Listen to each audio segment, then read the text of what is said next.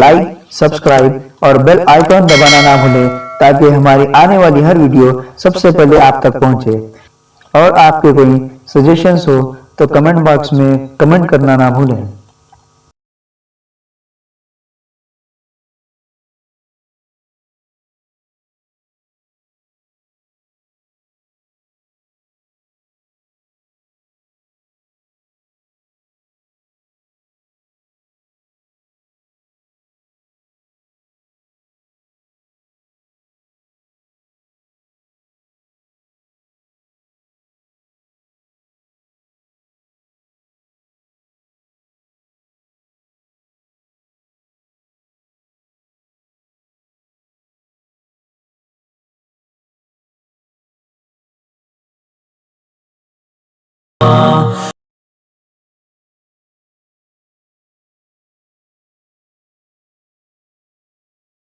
شهر رمضان الذي أنزل فيه القرآن هدى للناس وبينات من الهدى والفرقان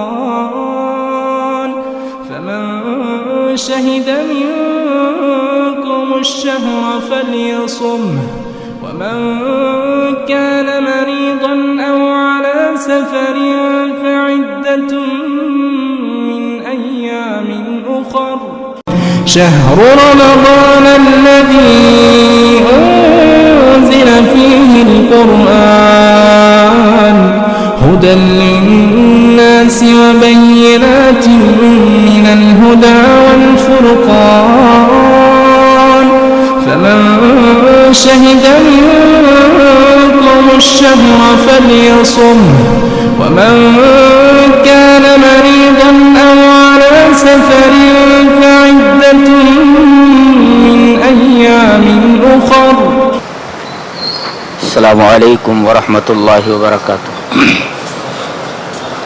بسم اللہ الرحمن الرحیم۔ قرآن حکیم کے چھٹے پارے کی تفسیر کا خلاصہ پیش کیا جا رہا ہے۔ فرمایا گیا لا يحب اللہ الجہر بالسوء من القول الا من ظلم وکان اللہ سمیعا علیما۔ کسی کو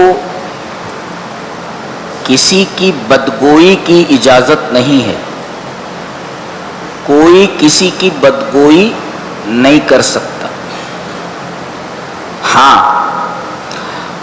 مظلوم کو اجازت ہے کہ وہ ظالم کی بدگوئی کر سکتا ہے، لیکن من غیر ان یکذب علیہ،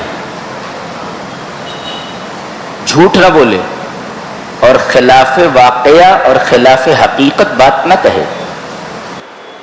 جتنا ظلم اس کے اوپر ہوا ہے اتنا ہی بیان کرے، نہیں ہوا ہے تو جھوٹ مت بولے۔ اور اللہ نے آیت کریمہ کے اختتام پر اپنی دو صفتیں ذکر فرمائی ہیں، سمیعا علیما۔ سمیعا سے ظالم کو خبردار کیا گیا کہ یہ مظلوم جس کے اوپر تم نے ظلم کیا ہے یہ کہیں اپنی فریاد لے جائے یا نہ لے جائے، میں تو سن رہا ہوں نا اس کی فریاد۔ اللہ۔ اور مظلوم سے کہا جا رہا ہے کہ میں ظلم کی نوعیت سے واقف ہوں، علیم ہوں، میں تیرے اوپر کتنا ظلم ہو یہ مجھے معلوم ہے، اور ظلم کی نوعیت کیا ہے، لہذا بڑھا چڑھا کر کے ظلم کو بیان مت کرنا ہے، اس لیے کہ میں جانتا ہوں۔ آج تو عالم یہ ہے کہ مظلوم کو ظالم اور ظالم کو مظلوم سمجھا جاتا ہے۔ جو ظالم ہے وہ مظلوم بنے بیٹھے ہیں اور جو مظلوم ہے انہیں ظالم قرار دے دیا گیا ہے۔ اس کے بعد فرمایا گیا ہے کہ نیکیوں کے 3 درجے ہیں۔ ان تبدو خیرن، آدمی نے کوئی نیکی کی اور علانیہ کیا، ظاہر کر دیا اس کو کہ میں نے یہ نیکی کی ہے، تو اگر نیت اچھی ہے تو یہ نیکی ہے، لیکن ہلکی قسم کی نیکی ہے، ظاہر کر دیا نا اس کو۔ اگر کوئی آدمی کوئی نیکی کرتا ہے اور ظاہر کرتا ہے، بتاتا ہے کہ میں نے یہ نیکی کی ہے، تو نیکی کو ظاہر کر دیا اگر، تو یہ نیکی تو ہے مگر ہلکی قسم کی نیکی ہے۔ او تخفو، نیکی کرتا ہے مگر بتاتا نہیں، چھپاتا ہے، تو یہ اس سے اعلیٰ درجے کی نیکی ہے، اس لیے کہ یہ نیکی اس کے اور اللہ کے درمیان ہے۔ اور تیسری، او تعفو عن سوء، کوئی آپ کے ساتھ برائی کر رہا ہے، آپ اسے معاف کر دیں، یہ بہت اعلیٰ درجے کی نیکی ہے۔ اللہ فرما رہا ہے اپنی دو صفتوں کے ذکر کر کے کہ فَإِنَّ اللَّهَ كَانَ عَفُوًّا قَدِيرًا، اللہ معاف کر دیتا ہے، عفو ہے اور قدیر ہے، یعنی اللہ چاہے تو انتقام لے سکتا ہے، اس کو قدرت ہے، لیکن قدرت رکھنے کے باوجود وہ لوگوں کو معاف کر دیتا ہے۔ تم کتنی خطائیں کرتے ہو، قدرت رکھتے ہوئے اللہ تمہیں معاف کر دے رہا ہے۔ تو اگر تمہارے ساتھ کوئی آدمی برائی کرتا ہے تو تم اسے معاف کر دو قدرت رکھتے ہوئے بھی، کیونکہ اللہ تبارک تعالیٰ تمہاری بہت ساری خطائیں قدرت رکھنے کے باوجود معاف کر دیتا ہے۔ اس کے بعد بڑی زبردست بات کہی جا رہی ہے، اور اللہ تبارک و تعالیٰ کی ہر بات انتہائی زبردست ہے، انتہائی خوبصورت ہے۔ فرمایا ان الذين يكفرون بالله ورسله ويريدون ان يفرقوا بين الله ورسله ويقولون نؤمن ببعض ونكفر ببعض ويريدون ان يتخذوا بين ذلك سبيلا، جو لوگ اللہ اور اس کے رسول کا انکار کرتے ہیں، ایک اصول ہے جو رسولوں کا انکار کرے وہ اللہ کا انکار کرنے والا ہے۔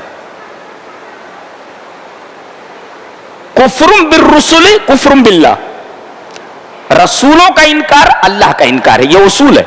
اگر کوئی آدمی رسولوں کا انکار کر دے تو سمجھو اس نے اللہ کا انکار کر دیا۔ تو جو لوگ اللہ اور اس کے رسولوں کا انکار کرتے ہیں، ایک تو ہوا کہ رسولوں کا انکار کر دیتے ہیں، اب دوسرے لوگ وَيُرِيدُونَ أَن يُفَرِّقُوا بَيْنَ اللَّهِ وَرُسُلِهِ، کچھ لوگ ہیں جو کہتے ہیں کہ ہم اللہ کو مانتے ہیں مگر رسولوں کو نہیں مانتے۔ یہ دیکھو، رسولوں کو نہیں مانتے، یہ دوسری قسم ہے۔ یعنی ان الذین یکفرون باللہ ورسلہ، ایک اصول بتایا گیا کہ رسولوں کا انکار اللہ کا انکار ہے۔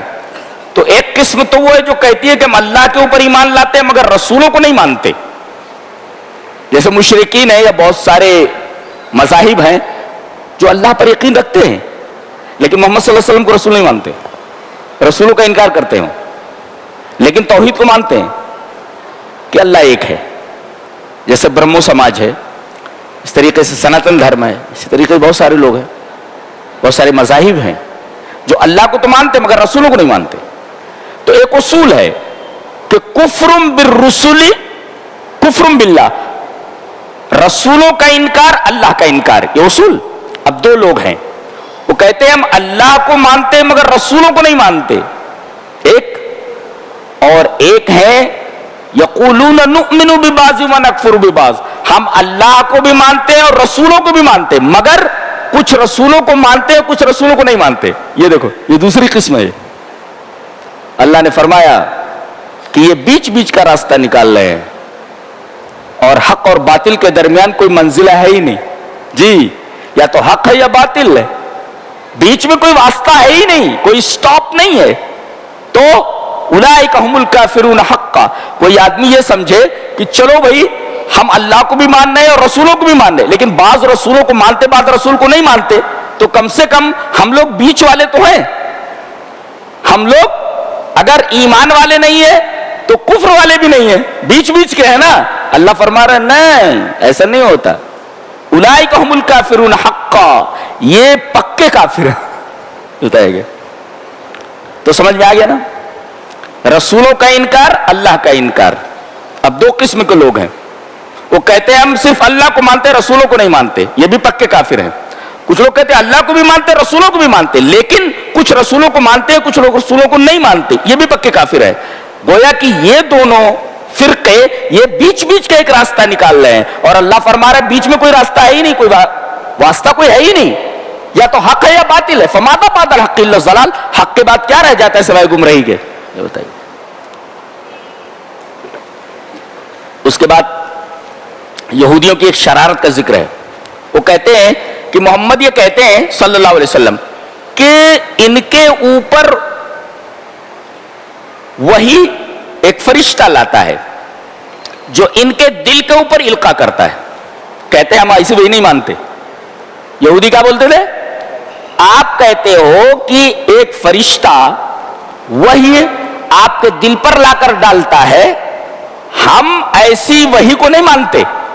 اگر آپ سچے ہیں تو جیسے موسیٰ علیہ السلام کو پورا صحیفہ کتابی شکل میں لکھا لکھایا دے دیا گیا تھا, اگر آپ سچے ہو تو یہ ہمارے سامنے لکھا لکھایا صحیفہ پیش کر دو.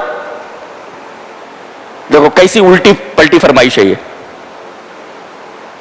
اللہ تبارک تعالیٰ نے جواب دیا اس کا کہ اس طریقے کی فرمائشیں یہ کوئی نادر اور نئی نہیں ہے, یہ بلکہ ان لوگوں نے اپنے نبی سے بھی اسی طریقے کی فرمائش کی تھی. یہ تو فرمائش کچھ بھی نہیں ہے. انہوں نے تو یہ کہا تھا ارین اللہ جہرتن, براہ راست اللہ کو ہمیں دکھا دو, ارین اللہ جہرتن. تو یہ جو فرمائش آپ سے کر رہی ہے فرمائش کچھ نادر نہیں ہے, یہ فرمائش اپنے نبی سے کر چکے ہیں. کیسی؟ کہ ہمیں اللہ کو دکھا دو, ہم اپنی آنکھوں سے اللہ کو دیکھ لیں. اس کے بعد فرمایا گیا فَبِمَا نَقْضِهِمْ مِيثَاقَهُمْ وَكُفْرِهِمْ بِآيَاتِ اللَّهِ وَقَتْلِهِمُ الْأَنْبِيَاءَ بِغَيْرِ حَقٍّ وَقَوْلِهِمْ قُلُوبُنَا غُلْفٌ بَلْ طَبَعَ اللَّهُ عَلَيْهَا بِكُفْرِهِمْ فَلَا يُؤْمِنُونَ إِلَّا قَلِيلًا.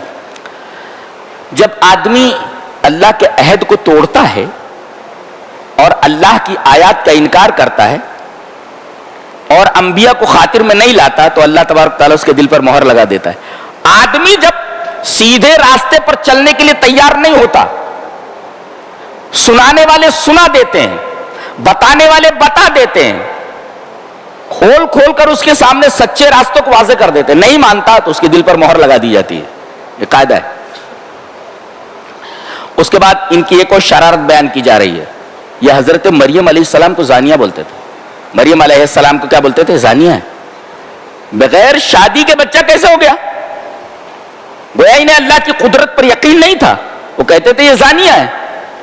اللہ نے فرمایا وہ بکفرہم, ایک تو یہ کفر کرتے, وقولہم علی مریم بہتان عظیما, مریم کے اوپر بہتان عظیم لگا رہے ہیں. اور ایک بدماشی اور وقولہم انا قتلنا المسیح, ہم نے مسیح کو قتل کر دیا. حضرت عیسیٰ علیہ السلام کو مسیح کیوں کہا جاتا ہے؟ بتایا گیا المسیح کان یمسح المریض والاکمہ والابرص فیبرؤ, کسی مریض کو چھو لیتے تھے, ایسے ہاتھ پھیر دیتے تھے اس کے اوپر, مریض اچھا ہو جاتا تھا.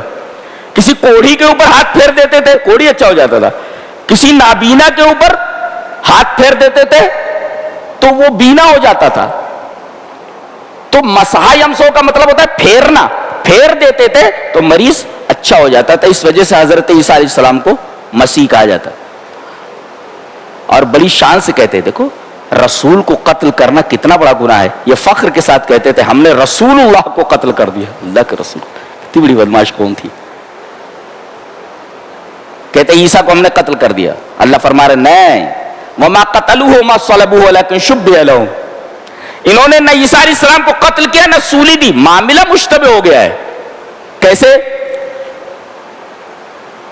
ایک روایت اس طرح کی ہے کہ ایک آدمی دعویٰ کرتا تھا کہ وہ عیسیٰ علیہ السلام کا حواری ہے, لیکن وہ منافق تھا. جب حضرت عیسیٰ علیہ السلام کو پکڑنے کے لیے حکومت کی طرف سے آرڈر ہو گیا کہ ان کو پکڑ کر کے لایا جائے اور قتل کر دیا جائے, اور جانتے ہیں وقت کے بادشاہ کو مجبور کرنے والے یہ یہودی تھے. یہ کہتے تھے اگر تم نے عیسیٰ علیہ السلام کے خلاف ایکشن نہیں لیا تو ہم بغاوت کر دیں گے. وہ ڈر کے مارے اس بادشاہ نے, جبکہ وہ کترا رہا تھا کہ یہ نبی ہے, اس کو قتل کرنا بہت بڑا گناہ ہے, لیکن یہ بار بار اس کو مجبور کرتے تھے کہ اگر تم قتل نہیں کرو گے, سولی نہیں دو گے تو ہم بغاوت کر دیں گے. اب یہ کہاں چھپے تھے؟ عیسیٰ علیہ السلام کے حواری ہونے کا دعویٰ کرنے والا یہ شخص جو منافق تھا, اس کو معلوم تھا عیسیٰ علیہ السلام کہاں چھپے ہیں.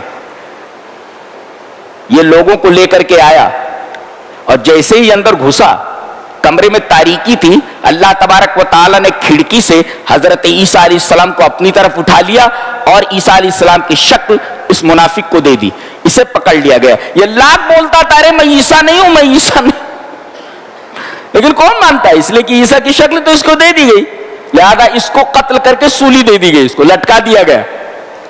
اللہ نے بھی فرمایا وَلَكِنْ شُبِّهَ لَهُمْ، معاملہ مشتبہ ہو گیا ہے، عیسیٰ علیہ السلام کی جگہ پر قتل کوئی اور ہوا ہے۔ وَإِنَّ الَّذِينَ اخْتَلَفُوا فِيهِ لَفِي شَكٍّ مِّنْهُ، شک ہے، بعض لوگ کہتے ہیں کہ ہم نے کھڑکی سے کسی کو اوپر جاتے ہوئے دیکھا آسمان کی طرف، تو وہ شک تو وہی ہو گیا۔ وَإِنَّ الَّذِينَ اخْتَلَفُوا فِيهِ لَفِي شَكٍّ مِّنْهُ، شک ہو گیا ہے۔ اور سب سے پہلا اختلاف تو یہی ہوا کہ اگر یہ عیسیٰ ہے تو ہمارا آدمی کہاں گیا؟ وہ کدھر ہے؟ جو بتانے کے لیے آئے تو وہ کدھر ہے؟ سب سے پہلا شبہ تو یہی ہوا۔ تو وَإِنَّ الَّذِينَ اخْتَلَفُوا فِيهِ لَفِي شَكٍّ مِّنْهُ مَا لَهُم بِهِ مِنْ عِلْمٍ إِلَّا اتِّبَاعَ الظَّنِّ، ان کو صحیح علم نہیں ہے، یہ بس اٹکل پچھو مار رہے ہیں۔ وَمَا قَتَلُهُ يَقِينًا، یقینی طور پر انہوں نے عیسیٰ علیہ السلام کو قتل نہیں کیا، بَلْ رَفَعَهُ اللَّهُ إِلَيْهِ، اللہ نے انہیں اپنی طرف اٹھا لیا۔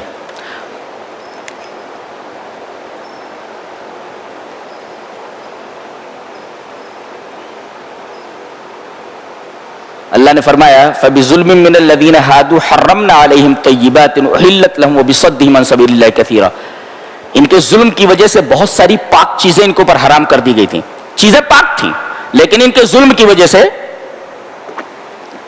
ان کے اوپر وہ پاک چیزیں بھی حرام کر دی گئی تھیں۔ ایک مفسر لکھتا ہے الظلم سبب لحرمان الخیر، یہ ظلم جو ہوتا ہے یہ خیر سے محروم ہو جانے کا سبب ہے۔ آدمی اگر ظلم کرنے پر لگ جائے تو سمجھو اللہ تبارک و تعالیٰ نے اسے خیر سے محروم کر دیا ہے یا اسے خیر سے محروم کرنے والا ہے۔ ظلم سے آدمی خیر سے محروم ہو جاتا ہے۔ اس کے بعد فرمایا گیا کہ ہم نے اپنے نبی کو اور قرآن میں چند انبیاء کرام کے نام بتائے ہیں، سارے انبیاء کرام کا نام نہیں بتایا ہے۔ رسولاً قد قصصناہم، کچھ انبیاء کرام کے نام ہم نے تمہیں بتا دیا، ان کا ذکر قرآن میں کر دیا ہے، اور کچھ رسولوں کو ہم نے بیان نہیں کیا ہے۔ اس پر ایک مفسر لکھتا ہے اہم یہ نہیں ہے کہ آپ کا نام کیا ہے، اہم یہ ہے کہ آپ کا کام کیا ہے۔ تو یہاں رسولوں کا نام نہیں لیا گیا لیکن ان کے کام کے بارے میں سب کو معلوم ہے کہ انہیں اپنی امتوں کی طرف بھیجا گیا تھا اور انہوں نے اللہ تبارک و تعالیٰ کا پیغام ان تک پہنچا دیا۔ تو اصل نام نہیں ہے، اصل کام ہے۔ اہم یہ نہیں ہے کہ تمہارا نام کیا ہے، اہم یہ ہے کہ تمہارا کام کیا ہے۔ اس کے بعد یہ فرمایا گیا کہ اے اہل کتاب اپنے دین کے بارے میں غلو مت کرو۔ غلو سمجھتے ہیں کس کو کہتے ہیں؟ جیسے کہ ہائی اسکول پاس کو کہا جائے کہ ایم اے ہے، پی ایچ ڈی ہے، اور تنقیص کس کو کہتے ہیں؟ کسی پی ایچ ڈی کے بارے میں کہا جائے 10ویں فیل ہے، تو گویا کہ گھٹا دینا تنقیص ہے اور بڑھا دینا غلو ہے۔ تو اجتیاز الشیء عن حدہ الذی اُزِیَ علیہ، جس پوسٹ کے اوپر اسے ہونا چاہیے اس پوسٹ سے اس کو اوپر اٹھا دینا منع کیا گیا کہ حضرت عیسیٰ علیہ السلام کے بارے میں غلو مت کرو۔ ان کا مقام کیا ہے؟ وہ مقام نبوت پر ہے، مقام رسالت پر ہے، مقام ربوبیت پر نہ بٹھاؤ۔ آج لوگوں نے انسانوں کو مقام ربوبیت کے اوپر بٹھا دیا ہے، اپنے ولیوں کو نبیوں کا درجہ دے دیا ہے، اپنے ولیوں کو نبیوں کا درجہ دے دیا ہے انہوں نے، بلکہ الوہیت کے درجے پر بٹھا دیا ہے۔ مزاروں کے اوپر آدمی سر ٹیکتا ہے جبکہ اللہ کے علاوہ کسی کے سامنے سجدہ کرنے کی اجازت نہیں ہے، حرام ہے، لیکن لوگوں نے بہلا پھسلا کر کے وہاں پر پہنچا دیا ہے، اور وہ چیزیں جو اللہ کے لیے لائق اور زیبا ہیں وہ دوسروں کے لیے کر رہے ہیں۔ یہی تو ہوا کہ انہوں نے مخلوقات کو خالق کے درجے پر لا کر کھڑا کر دیا ہے اور مقام نبوت سے اٹھا کر نبیوں کو مقام ربوبیت پر لا کر کھڑا کر دیا ہے۔ عیسیٰ علیہ السلام کو اللہ کا بیٹا کہنے لگے، عزیر علیہ السلام کو اللہ کا بیٹا کہنے لگے، مسیح کے بارے میں کہنے لگے یہی اللہ ہے، ان اللہ هو المسیح ابن مریم، اللہ یہی مسیح ابن مریم ہے۔ ہمارے یہاں نہیں ہے کہ اتر پڑا ہے مدینے میں مصطفیٰ ہو کر، وہی جو مستوی عرش تھا خدا ہو کر اتر پڑا ہے مدینے میں مصطفیٰ ہو کر. یہی خیال تو یہاں ہے, ان اللہ هو المسیح ابن مریم, اللہ یہی مسیح ابن مریم ہے. تو کہا گیا غلو مت کرو, جس کا جو مقام ہے اس کو اس مقام کے اوپر رکھو. اور کہا گیا کہ مسیح کا اصل مقام یہ ہے کہ وہ ابن مریم ہے, مریم کے بیٹے ہیں, وہ باپ نہیں ہے, لہذا ماں کی طرف ان کو منسوب کیا گیا. اور قیامت کے دن وہ عورت جس نے زنا کیا ہوگا اور زانی کا پتہ نہیں ہوگا, تو جانتے ہیں اس لڑکے کو کس کے نام سے پکارا جائے گا؟ اسی کے نام سے پکارا جائے گا, اس کو ماں کی طرف منسوب کیا جائے گا, ماں کی طرف. یہاں حضرت عیسیٰ علیہ السلام کو ماں کی طرف منسوب کیا گیا, ابن مریم کہا گیا. اور کہا گیا کہ اللہ کے رسول ہے, ابن مریم ہے, اللہ کے رسول ہے اور اللہ کا کلمہ ہے. یہیں سے عیسائیوں کو دھوکا ہوا کہ اللہ کا کلمہ ہے تو اللہ کا کلمہ تو اللہ کا کلام غیر مخلوق ہوتا ہے, لہذا اگر یہ اللہ کا کلمہ ہے تو یہ بھی اللہ ہو گئے. بتایا گیا لم یکن تلک الکلمۃ, انما یہ کلمہ نہیں ہے بلکہ انما کانا بہا, اس کلمے کی وجہ سے وہ پیدا ہوئے, یعنی مکون من کن, اللہ تبارک و تعالیٰ کے کلمہ کن سے پیدا ہوئے. وہاں نطفہ نہیں تھا, وہاں کلمہ کن سے پیدا ہوئے. اللہ نے وہ کلمہ کہا کن, تو کلمہ کن کی وجہ سے پیدا ہوئے. وہ کلمہ بذات خود نہیں ہے, لم یکن تلک الکلمہ, وہ کلمہ نہیں ہے بلکہ انما کانا بہا, اس کلمے کی وجہ سے وہ وجود میں آئے. یہ مطلب ہے, انہوں نے ڈائریکٹ کلمہ مان لیا اور کلمہ ماننے کی وجہ سے یہ عقیدہ انہوں نے بنا لیا کہ یہ تو اللہ ہو گئے. جب اللہ کا کلمہ, اللہ کا کلام یہ غیر مخلوق ہے تو یہ بھی غیر مخلوق ہے, اللہ ہو گئے. اس کے بعد ایک بات واضح کی جا رہی ہے کہ حضرت مسیح کو آر نہیں ہے کہ انہیں اللہ کا بندہ کہا جائے. انہوں نے خود کہا ہے, سورہ مریم میں ہے, جب وہ ہاتھوں میں لے کر کے قوم کے سامنے آئی تو لوگ کہنے لگے کہ اے ہارون کی بہن, تیرا باپ تو زانی نہیں تھا اور تیری ماں خراب عورت نہیں تھی, یہ بغیر باپ کے بغیر شادی کے بچہ تیرے ہاتھ میں کہاں سے آ گیا؟ قال انی عبداللہ, انہوں نے اشارہ کر کے کہا کہ یہ بچہ بولے گا. لوگوں کو حیرت تھی, یہ بچہ کیسے بول سکتا ہے؟ فوراً نے کہا انی عبداللہ, میں اللہ کا بندہ ہوں. جب حضرت عیسیٰ علیہ السلام کو خود اپنے بندہ ہونے پر آر نہیں ہے تو تم ان کو بندہ کہنے میں آر کیوں محسوس کر رہے ہو؟ جیسے آج کل نبی کو بشر کہہ دیا جائے تو لوگ غصے میں آ جاتے ہیں, اور خود نبی نے کہا انما انا بشر. جب نبی کو خود اپنے بشر ہونے کے لیے کوئی آر کا معاملہ نہیں ہے تو تمہیں بشر کہنے پر آر کیوں محسوس ہو رہا ہے؟ اللہ تبارک و تعالیٰ نے یہاں دو چیزوں کا ذکر فرمایا, ایک حضرت عیسیٰ کا, دوسرے ملائکہ کا, اور انہی دونوں کی پوجا ہوئی ہے. فرشتوں کو اللہ کی بیٹیاں کہا جاتا تھا, ان کی پوجا ہوتی تھی, اور عیسیٰ علیہ السلام کو اللہ کا بیٹا مان کر کے ان کی پوجا ہوتی تھی. ان دونوں کو بہت زیادہ پوجا گیا, لہذا خاص طور سے انہی دونوں کا تذکرہ کیا گیا کہ لن یستنکف المسیح ان یکون عبدا للہ ولا الملائکۃ المقربون. جو مقرب فرشتے ان کو کوئی آر نہیں ہے کہ انہیں اللہ کا بندہ کہا جائے, اور حضرت عیسیٰ علیہ السلام کو بھی کوئی آر نہیں ہے کہ ان کو اللہ کا بندہ کہا جائے. اشرف مقام انسانیت کا وہ بندگی اللہ تبارک تعالیٰ کی عبدیت ہے. اس کے بعد سورہ مائدہ شروع ہوتی ہے. سورہ مائدہ میں اللہ تبارک تعالیٰ نے ارشاد فرمایا تعاونوا علی البر والتقوی ولا تعاونوا علی الاثم والعدوان. کہیں بھلائی کا کام ہو رہا ہو تو اس میں بڑھ چڑھ کر کے حصہ لو.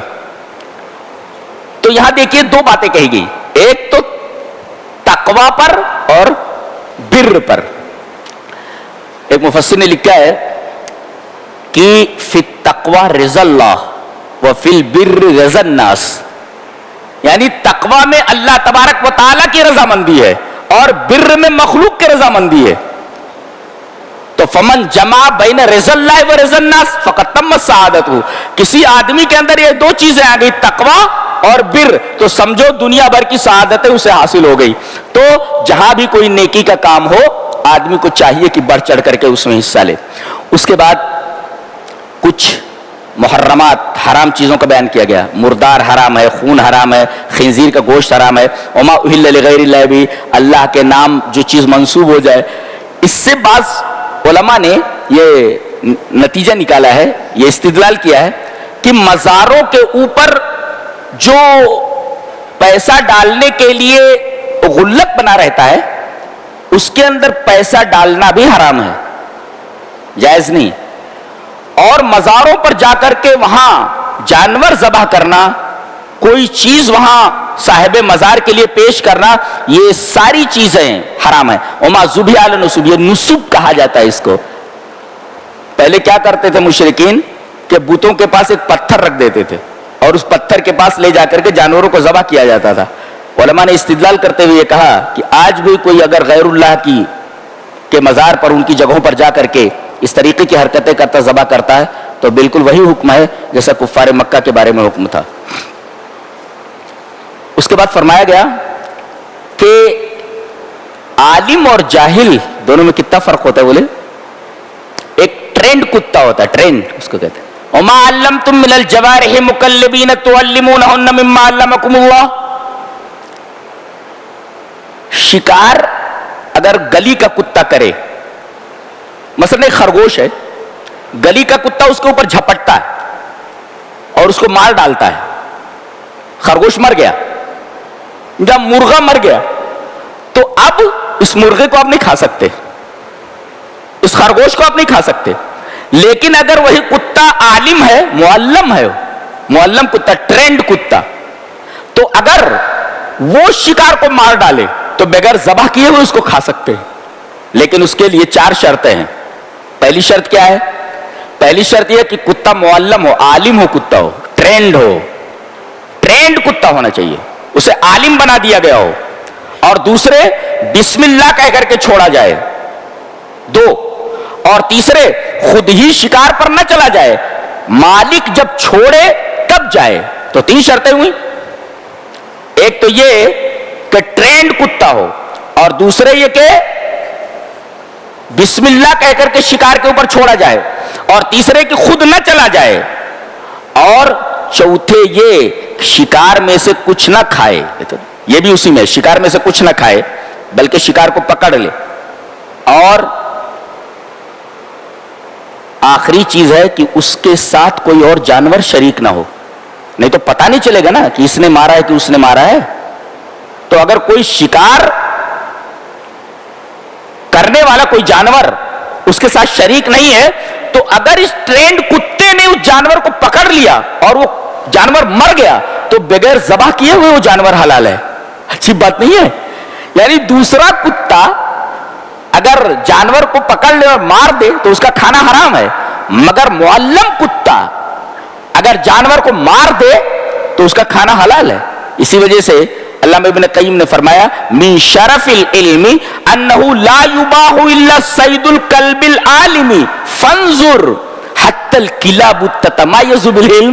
वो कहते हैं कि ये इल्म का शरफ देखो, इल्म कितनी बड़ी चीज है कि आलिम कुत्ते का मुर्दार, आलिम कुत्ता अगर किसी शिकार को मार दे तो उस शिकार का खाना जायज है। तो यहां देखो, इल्म की वजह से कुत्ते भी एक दूसरे से मुमताज हो जाते हैं। हत्तल किलाबु ततमायज़ु बिल इल्म, इल्म इतनी बड़ी चीज है। अल्लाह अकबर। इसी वजह से इमाम बुखारी रहमतुल्लाह ने बाब बांधा है, बाबुल इल्म क़ब्ल अल क़ौली वल अमली। ये बाब है इस बात को बताने के लिए कि कौल और अमल से पहले इल्म होना चाहिए। आप कोई बात बोलते हैं तो आपको इल्म होना चाहिए, आप कोई काम करते हैं तो उससे पहले आपको इल्म होना चाहिए। तो इल्म बहुत बड़ी चीज है।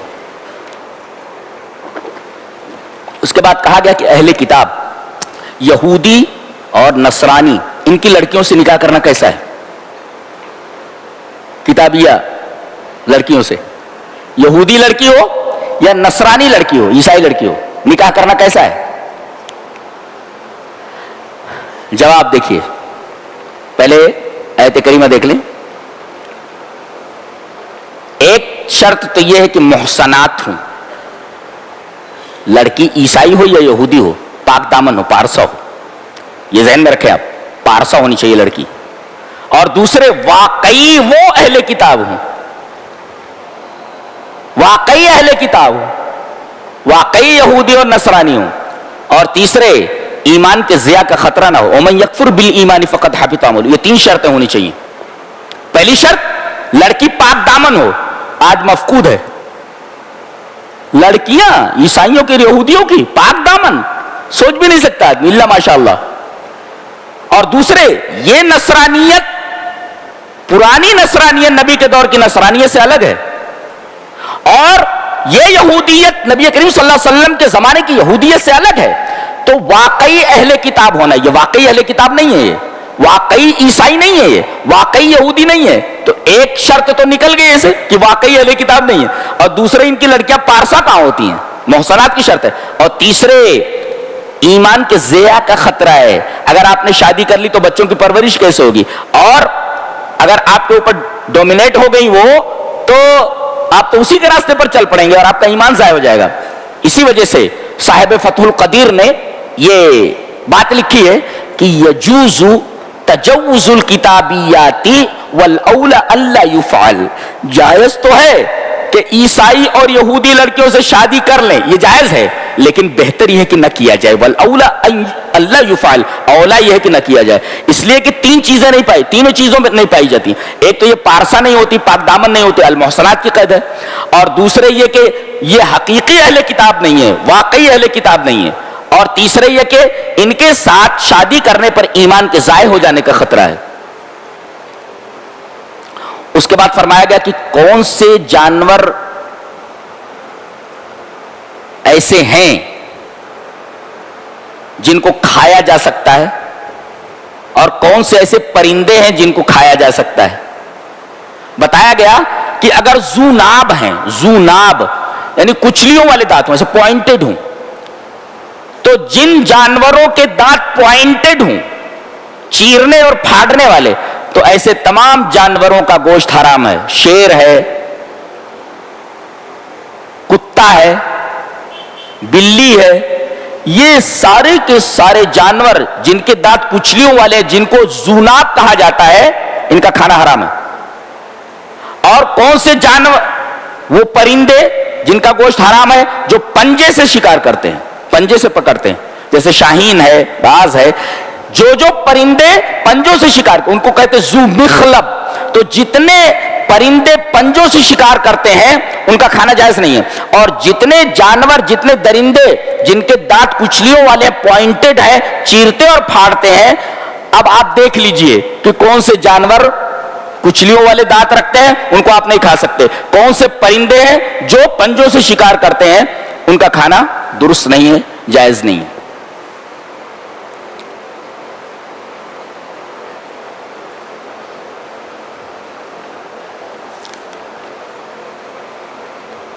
उसके बाद ये कहा जा रहा है कि किसी से आपकी दुश्मनी है, तो ये दुश्मनी आपको मायल न करे कि उसके साथ नाइंसाफी आप करें। अल्लाह, तो यहां वो उसूल के एवरीथिंग, हर चीज जो है जायज है, everything is fair in love and war, मोहब्बत और जंग में सब जायज है। ये बोलते हैं ना लोग, everything is fair in love and war, यानी जंग और मोहब्बत में सब चीजें जायज है। यहां फरमाया गया ये उसूल गलत है, ये उसूल गलत है। अदल का दामन कहीं हाथ से नहीं छोड़ सकते आप। अगर आपका कोई दुश्मन है तब भी आप उसके साथ अदल ही करेंगे, इंसाफ का दामन वहां भी हाथ से नहीं छोड़ेंगे। लिहाजा ये उसूल बनाना कि everything is fair in love and war, ये उसूल ही सिरे से टोटली गलत है कुरान हकीम की निगाह में। यहां पूरे अदबुल खिलाफ को बता दिया गया कि इख्तिलाफ एक तरफ और अदल एक तरफ है। आज मुसलमानों के जितने फिरके हैं, ये आयत करीमा अगर देख लें तो किस तरीके से आपस में बाहम शीरो शक्कर हो जाएं, बाहम शीरो शक्कर हो जाएं। मामूली इख्तिलाफात पर एक दूसरे को काफिर कहने के लिए भी झिझकते नहीं है, एक दूसरे को काफिर का फतवा देने पर जर्रा बराबर इन्हें झिझक महसूस नहीं होती। कम से कम ये आयत करीमा देखते कि इख्तिलाफ एक तरफ है, अदल व इंसाफ एक तरफ है। पूरे अदबुल खिलाफ को आयत के इस टुकड़े में बयान कर दिया गया है। इख्तिलाफ किया जा सकता है, मगर अदल का दामन, इंसाफ का दामन हाथ से नहीं छोड़ा जा सकता। फरमाया गया अगर नमाज पढ़ते हो تو اللہ تمہارے ساتھ ہے. وقال اللہ انی معکم لئن اقمتم الصلاۃ. اللہ فرما رہا ہے, خود اللہ بول رہا ہے. وقال اللہ سیڈ, اللہ نے کہا انی معکم, آئی ایم ود یو, میں تمہارے ساتھ ہوں. لئن اقمتم الصلاۃ, if you will perform prayer, اگر تم نماز پڑھتے ہو, آئی ایم ود یو, میں تمہارے ساتھ. انی معکم, اس کا مطلب یہ ہے کہ اگر اللہ تبارک و تعالیٰ کی مدد چاہیے تو سب سے پہلی چیز اللہ کی مدد حاصل کرنے کے لیے جو ضروری ہے وہ نماز ہے.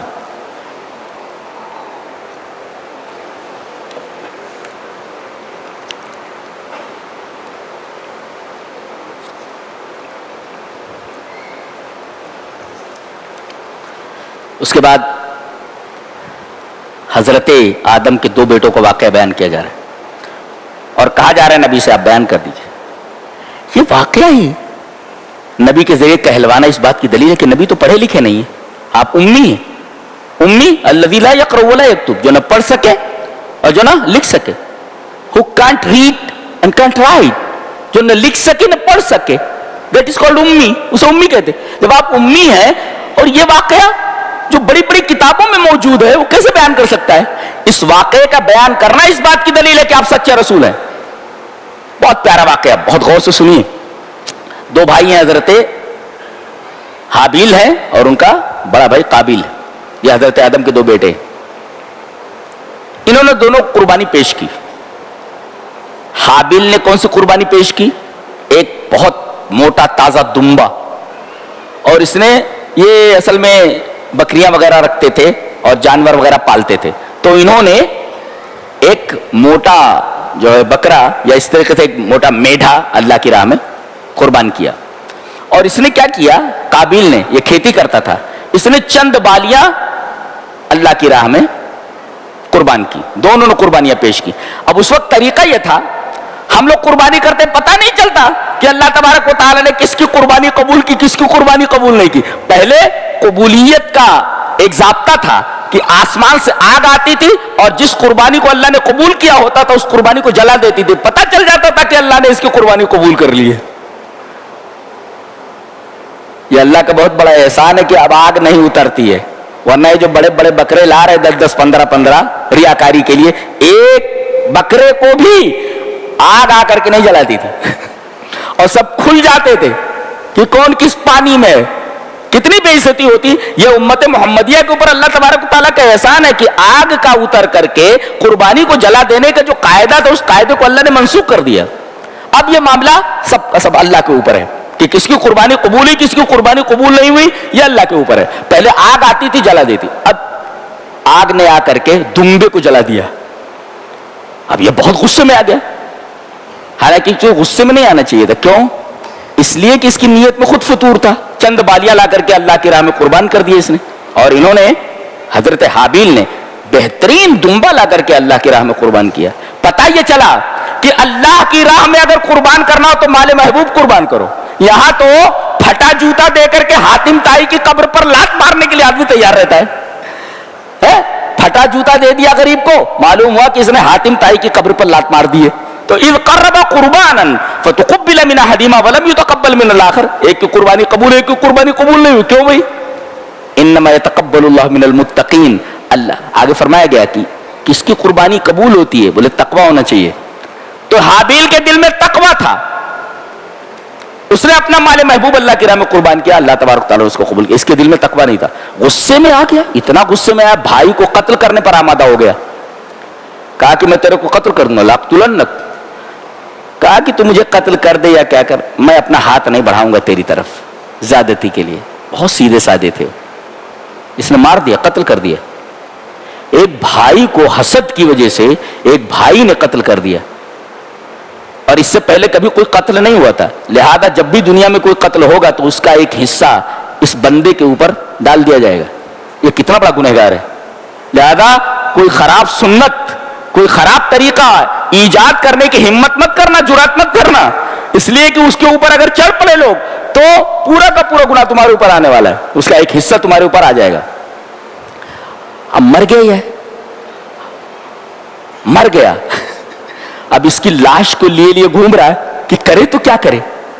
اس وقت تو کوئی مرا نہیں تھا, اور کوئی قتل نہیں ہوا تھا, لاش کو لیے گھوم رہا ہے, کرے تو کیا کرے؟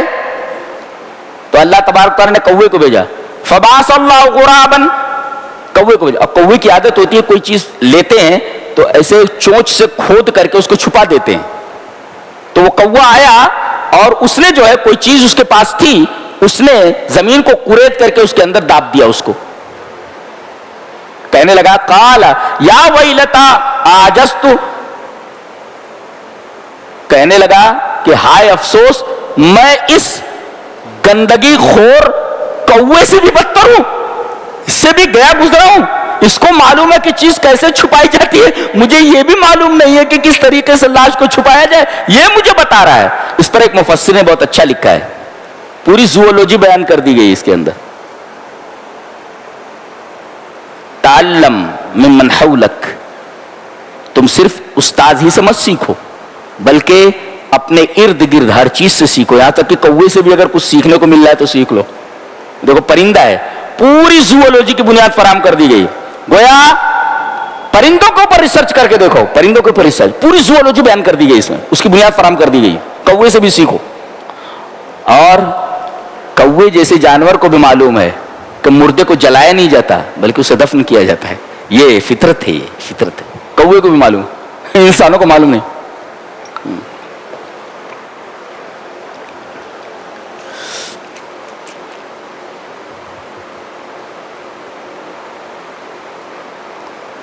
اس کے بعد فرمایا گیا کہ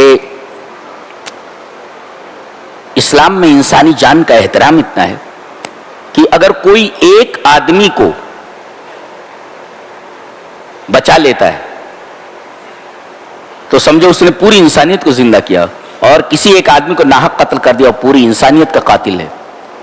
کہتے ہیں کہ یہ تو ٹیررزم کا مذہب ہے. اللہ اکبر. بتایا گیا کہ یہ سراپا رحمت کا مذہب ہے. یہاں ایک انسان کا قتل پوری انسانیت کا قتل ہے. یہ تصور کسی کتاب میں آپ کو نہیں ملے گا, کسی مذہب میں نہیں ملے گا جو قرآن کا تصور ہے. اس کے بعد بہت پیارا مسئلہ بیان کیا جا رہا ہے, متوجہ ہیں؟ یا ایھا الذین آمنوا اتقوا اللہ وابتغوا الیہ الوسیلہ. دیکھو اے ایمان والو, اللہ سے ڈرو اور وسیلہ اختیار کرو, وسیلہ اختیار کرو. لوگوں نے اس آیت کریمہ کو لے کر کے ایسا ہڑبونگ مچایا ہوا ہے کہ بہت سارے لوگوں نے وسیلے کے تحت اپنے بزرگوں سے استعانت اور اپنے اولیاء سے استغاثے کا جواز فراہم کر لیا ہے کہ وسیلہ, اللہ نے خود کہا ہے کہ وسیلہ لو, لہذا ہم بزرگوں سے وسیلہ لے رہے ہیں, ہم اپنے اولیاء سے وسیلہ لے رہے ہیں اس لیے کہ قرآن میں اس کا ثبوت ہے. اور بغیر وسیلے کے, بغیر سیڑھی کے آپ چھت پر نہیں چڑھ سکتے. کسی نے بہت اچھا لکھا ہے کہ آپ کو چھت پر جانا ہے نا اور وسیلہ سیڑھی ہے تو کم سے کم چھت والے سے پوچھ لو, چھت والے سے پوچھ لو کہ سیڑھی کیسی ہونی چاہیے, یہ تو پتہ چلنا چاہیے نا. چھت والا بتائے گا نا, چھت پر آپ کو پہنچنا ہے, اللہ تک پہنچنا ہے نا, اور آپ بزرگوں کو وسیلہ لے رہے ہیں تو کم سے کم چھت والے سے پوچھ لو کہ سیڑھی کیسی چلے گی. اصل میں غلطی کہاں ہوئی, یہاں وسیلہ جو عربی لفظ ہے تو عربی میں جو لفظ وسیلہ ہے وہ نزدیکی کے معنی میں, اللہ سے قربت کے معنی میں, اسے اردو کے وسیلہ بمعنی ذریعہ کا مرادف سمجھ لیا گیا ہے. اردو میں وسیلہ کہتے ہیں ذریعہ, کسی کو ذریعہ بنا لو, لیکن عربی میں وسیلہ ذریعے کو نہیں بولتے بلکہ کہتے تقربت الوسیلۃ الی فلان, میں نے فلاں کا تک وسیلہ حاصل کیا, یعنی تقربت الیہ, میں نے اس کی طرف قربت حاصل کی, نزدیکی حاصل کی. پتہ یہ چلا کہ عربی میں وسیلہ کہتے قربت حاصل کرنے کو, اور اللہ سے نزدیکی حاصل کرنے کے لیے سب سے بہترین طریقہ احکام الہیہ کی تعمیل ہے اور اعمال صالحہ ہیں. تو جب اللہ نے بتایا کہ بھئی اعمال صالحہ مراد ہے اللہ سے قربت کے لیے, تو تم نے بزرگوں کا وسیلہ کہاں سے نکال دیا؟ اور یہ تفسیر کسی صحابی نے کی ہے. حضرت عبداللہ ابن عمر آتے, یہاں پہ لے جاتے, السلام علیکم یا رسول اللہ, अस्सलामु अलैका या अबा बकरिन, अस्सलामु अलैका या अबी, ए मेरे अब्बा, ऐसा बोलते थे। कौन? हजरत इब्ने उमर। इतना कह करके निकल जाते थे। अगर मजारों से ये साहिब कब्र से इस्तिगासा और इस्तिआनत अगर जायज होती तो कम से कम किसी सहाबी से तो मालूम होता कि वो फला सहाबी ने किसी मुर्दा शख्स से या इस दुनिया से गए हुए शख्स से इस्तिगासा किया या मदद मांगी। यहां तक के बुखारी शरीफ की रिवायत मौजूद है कि नबी करीम सल्लल्लाहु अलैहि वसल्लम के बाद मदीना में कहत पड़ा तो तमाम लोग मदीना के जो सबसे बड़े बुजुर्ग थे हजरत अब्बास इब्न अब्दुल मुत्तलिब, नबी करीम सल्लल्लाहु अलैहि वसल्लम के चचा, उनके पास आए और कहा कि चलिए दुआ कीजिए आप कि अल्लाह तबारक व तआला हमें पानी दे, हमारे ऊपर पानी बरसाए। सवाल यह है कि कहत पड़ा, सामने ही नबी करीम सल्लल्लाहु अलैहि वसल्लम की कब्र है, बहुत सारे शुहदा हैं, बहुत सारे लोगों की कब्र है, जाकर के वहां उनसे इस्तिगासा करते, उनसे पानी मांगते या उनका वसीला लेते। हजरत अब्बास इब्न अब्दुल मुत्तलिब का वसीला लेने का मतलब उनका वसीला नहीं, उनकी दुआ का वसीला लिया गया। तो ये तो हमारे यहां भी जायज वसीला ये है कि कोई बुजुर्ग आदमी हो उससे कह दीजिए, यहां तक कि मुसाफिर से आप कह दीजिए कि मेरे लिए दुआ करो, तो जायज वसीला हम लोग भी मानते हैं। मुर्दे से वसीला हमारे यहां जायज नहीं है, कतन जायज।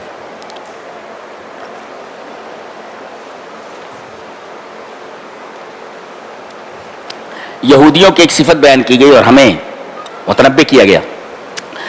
इनकी दो आदतें हैं, सम्माऊन लिल कज़िबी अक्कालून लिस्सौत, ये झूठ के बहुत ज्यादा सुनने वाले और बहुत ज्यादा हराम खाऊ हुए। अक्कालून एक होता आकिल, खाने वाला, एक अक्काल, बहुत ज्यादा खाने वाले। तो गोया कि ये झूठ के सुनने वाले और हराम के खाने वाले।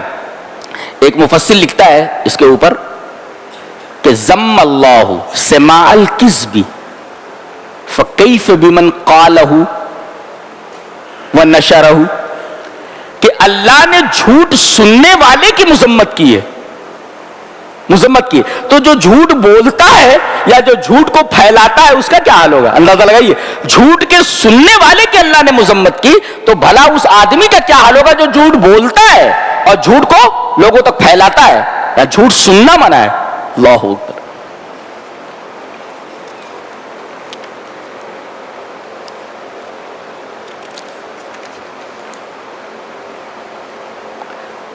शरीयत को शिरातुन कहा गया, शिरातुन उसी से शरीयत है। शिरा कहते हैं बहुत ज्यादा पानी को, कहीं बहुत ज्यादा पानी जमा हो उसको शिरा कहते हैं, शिरा है उसको। इसका मतलब यह है अगर आदमी की जिंदगी में शरीयत ना हो तो उसकी रूह प्यासी रह जाती है। जैसे आदमी को अगर पानी ना मिले तो मर जाएगा, ऐसे ही आदमी को अगर शरीयत न मिले तो आदमी की रूह मर जाएगी। लिहाजा लोग कहते हैं मजहब की क्या जरूरत है, अरे मजहब के बगैर एक कदम नहीं चला जा सकता, रूह प्यासी है, रूह मर जाएगी आदमी की।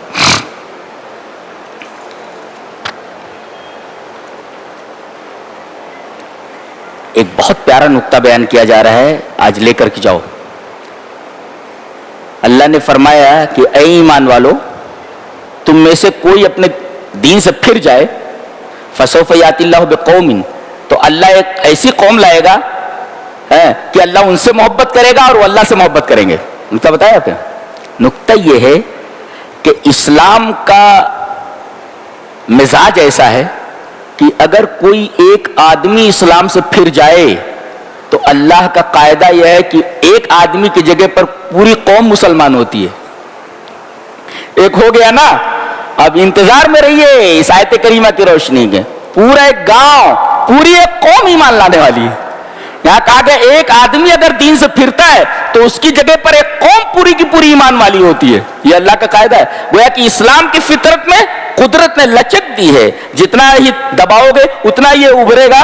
कहने का मतलब ये है कि अल्लाह ने फरमाया कि कोई एक आदमी अगर दीन से फिर जाए, इस्लाम से निकला, तो अल्लाह उसकी जगह पर पूरी कौम इस्लाम लाने वाली बना देता है, पूरी कौम को हिदायत दे देता है, पूरे गांव हो जाता है मुसलमान।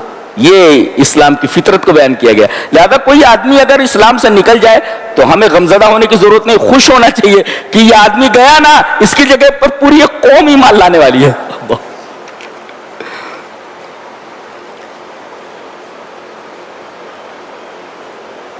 बताया गया कि अगर अपने आप को महफूज रखना है, अपने आप को बचाना है, तो एक ही तरीका है।